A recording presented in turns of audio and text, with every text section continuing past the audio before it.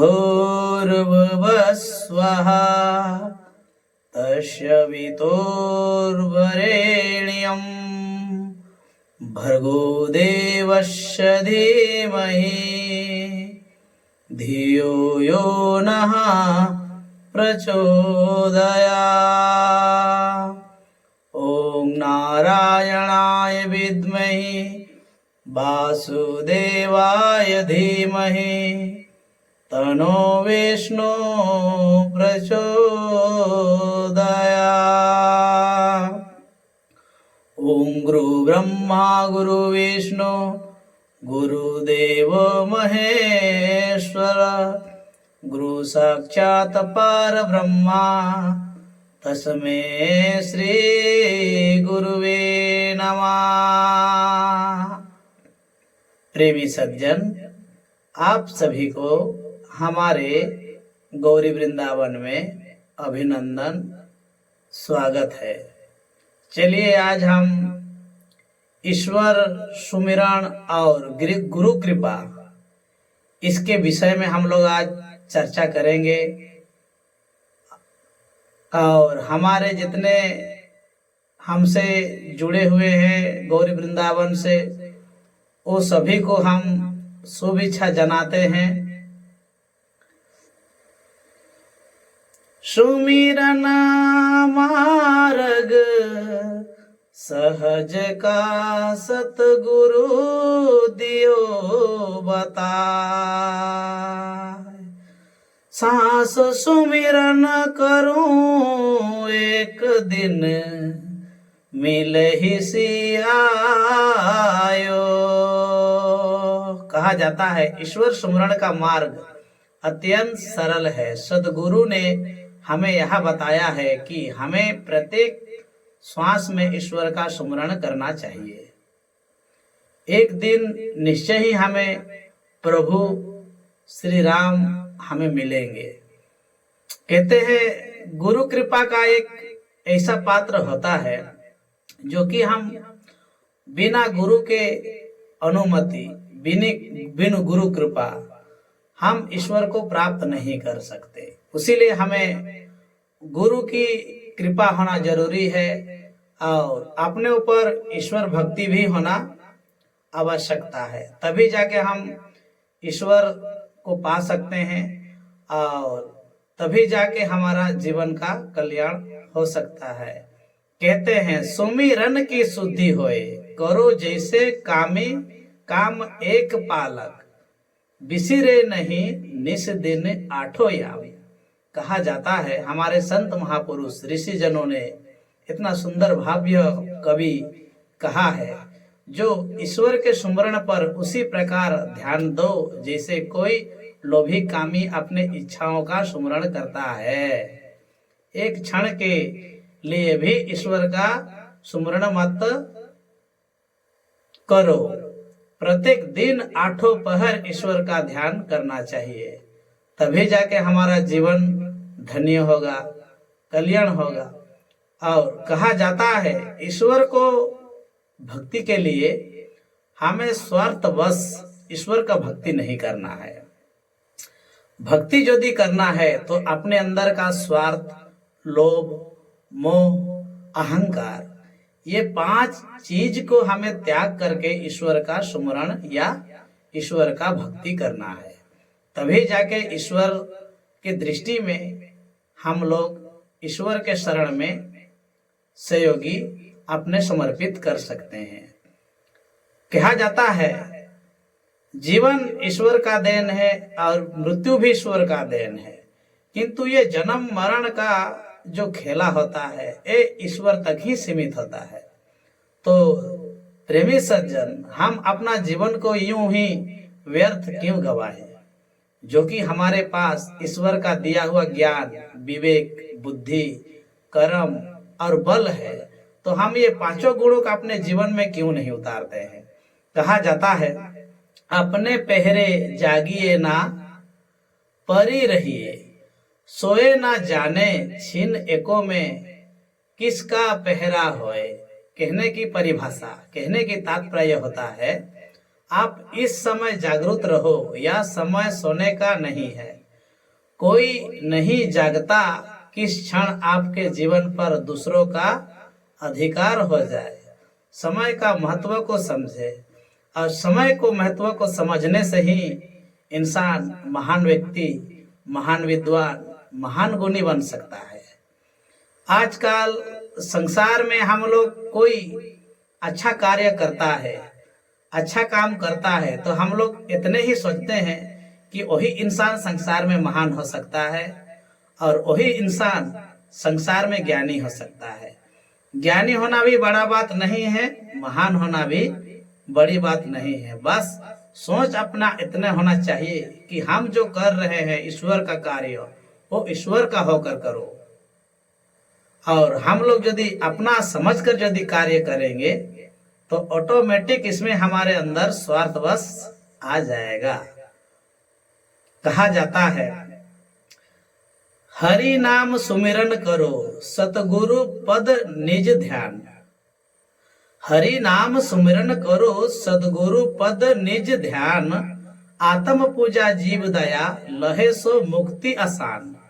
कहने की तात्पर्य होता है मित्रों, प्रेमी सज्जन, जो हरि का सुमरन और सदगुरु का चरणों का ध्यान करता है वो आत्मा से ईश्वर को पूजा करता है और जीवों पर दया भाव रखता है। इसी निश्चय ही मुक्ति प्राप्त होता है। और हम लोग ईश्वर का भक्ति करते हैं, ईश्वर का चिंतन करते हैं, तो उसमें सारे संसार का भ्रम, मति, लोभ, भ्रम इत्यादि को अपने मस्तिष्क में पाल के हम लोग अपने भीतर ईश्वर का नाम चिंतन करते हैं। इसीलिए हमें लाभ नहीं होता। किंतु निष्काम भाव होकर यदि हम ईश्वर का सुमरन और ईश्वर का चिंतन करें तो जरूर हो सकता है हमें ईश्वर कहीं ना कहीं मिल सकता है। कहते हैं कि हमारे पूर्वज संत महर्षि ऋषि हुए हैं, ये लोग हमें सादर सलाह देते थे कि सहाकामी सुमिरन करो पाओ उत्तम सरी निहाकामी। सुमिरन करो पाओ अविचल हरि। कहने का तात्पर्य होता है, जो फल की आकांक्षा से प्रभु का सुमरण करते हैं उस व्यक्ति उत्तम फल प्राप्त होता है। जो किसी इच्छा या आकांक्षा के बिना प्रभु का सुमरण करता है तो उसे आत्म साक्षात्कार लाभ मिलता है। कहने की परिभाषा है, प्रेमी सज्जन, आप ईश्वर का जब चिंतन करो तो आपका ध्यान केवल ईश्वर में रहना चाहिए और ईश्वर चिंतन में ही रहे तो आपको सद्ज्ञान प्राप्त हो सकता है। किंतु आजकल संसार में देखा जाता है हर कोई व्यक्ति ईश्वर का भक्ति केवल स्वार्थवश, लोभवश, अहंकारवश करता है। कैसे? लोभवश इसीलिए कहा जाता है कि ईश्वर ने मानव को सुख दुख दो चरण दिया, तो आदमी को कभी सुख प्राप्त हो सकता है, कभी दुख प्राप्त हो सकता है। किंतु सज्जन नहीं सोचता है कि मेरा सारा जीवन मुझे सुख ही प्राप्त हो, इसीलिए वो भक्ति करता है, तो इसमें उसका स्वार्थ आ जाता है। और लभवश, लभ कोई चीज को पाने की आकांक्षा होता है, कोई चीज को देखने की आकांक्षा, लालसा, जिसको लालसा कहा जाता है। कोई चीज उसका पास है और होकर भी वो सुखी नहीं है और होने का बाद भी वो सुख ढूंढ रहा है, तो ऐसा व्यक्ति के लिए भी वो सही नहीं है। तो वो व्यक्ति को भी अपना इच्छा का त्याग करना पड़ेगा, तभी जाके आपको भक्ति का प्राप्त होगा। और त्याग, त्याग आदमी सब बोलते हैं कि हम लोग त्याग कर दिया है, किंतु वो त्याग नहीं करता। त्याग जिसने बोला कि मैंने त्याग कर दिया है, उसका अंदर वो स्वार्थ छुपा रहता है। जैसे समुद्रों के कण में समुद्र से पानी अलग नहीं होता, उसी प्रकार हमारे अंदर के इच्छा है, सोच है, वो कभी अलग नहीं होता। किंतु कुछ क्षणों के लिए हमारा सोच को हम हटाकर केवल ईश्वर में अपना मन को लगा सकते हैं। तो ऐसा काम होने से हमारे अंदर ज्ञान की परिपूर्णता होगी, हमारे अंदर सद्भावना होगी, हमारे अंदर ईश्वर प्रेम की यथा प्रेम होगी, ईश्वर भक्ति के लिए सादर हमारे अंदर त्याग होगी। तभी जाके हम ईश्वर को सुमिरण कर सकते हैं, ईश्वर को पा सकते हैं। किंतु इच्छा रखकर ईश्वर को पाया नहीं जाता। ये मेरा कहने की तात्पर्य है। कहते हैं ना, वाद विवाद मत करो, करो नित्य एक विचार, नाम सुमिरी चितलाए के सब करनी में सार। अर्थात कहने की बात है प्रेमी सज्जन, बहस विवाद व्यर्थ है, केवल प्रभु का सुमरण करो, पूरे नित्य एवं मनोयोग से उनका नाम सुमरण करो। यह सभी कर्मों का सार है और यही सभी कर्म का फल है। किंतु आदमी फल का चिंता करता है, कर्म नहीं करता। कर्म हीना मनुष्य पशु समाना। कहा जाता है जो प्राणी कर्म नहीं करके केवल खान पान आचार विद्या निद्रा मिथुन इसका अंदर जो सर्वव्यापक हो जाता है, उसका अंदर लिप्त हो जाता है, वो कामी व्यक्ति कभी ईश्वर का सुमरण नहीं कर सकता।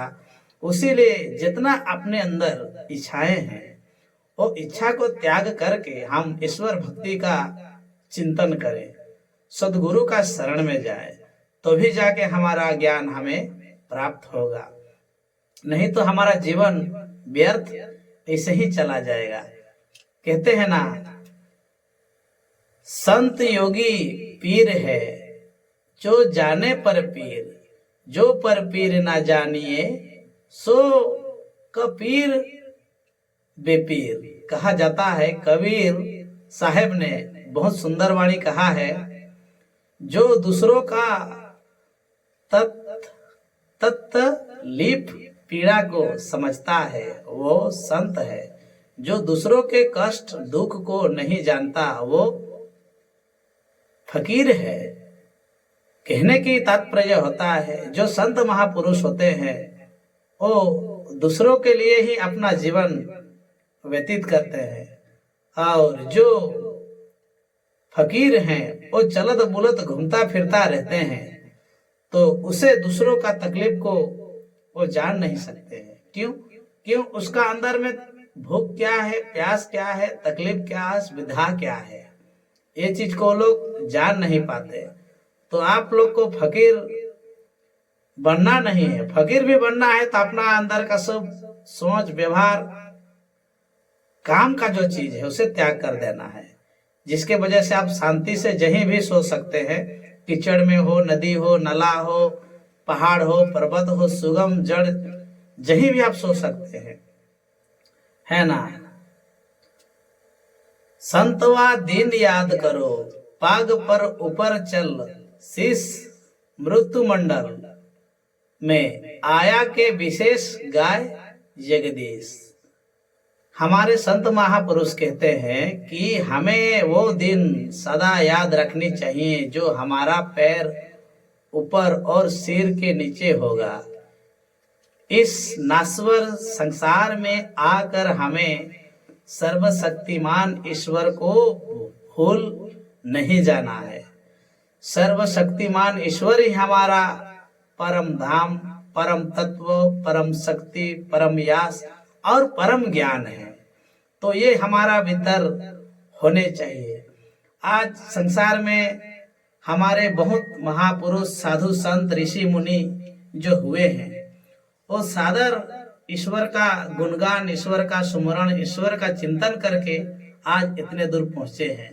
किंतु हमारे भीतर भी वो चीज है, किंतु हम लोग उसे जगा नहीं पाते हैं। तो जगाना ही हमारा धर्म है और करना ही हमारा कर्तव्य है।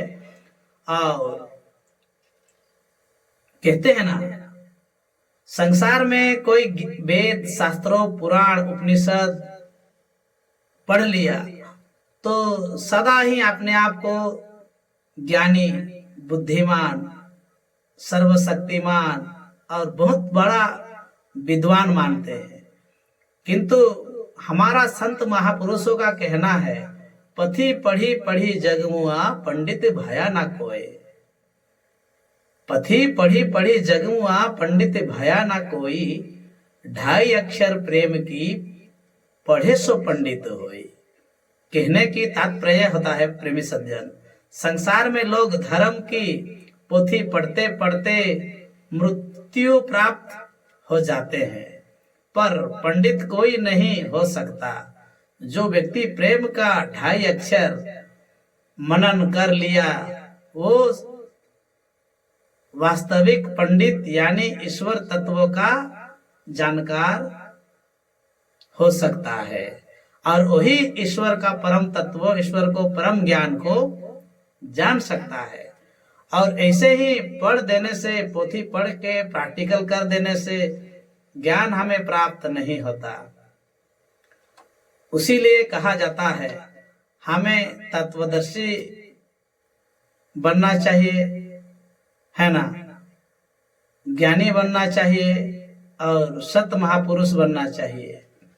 कहते हैं संसार में बहुत ही कुछ ऐसा वाणी है जिसको हम लोग नहीं जानते।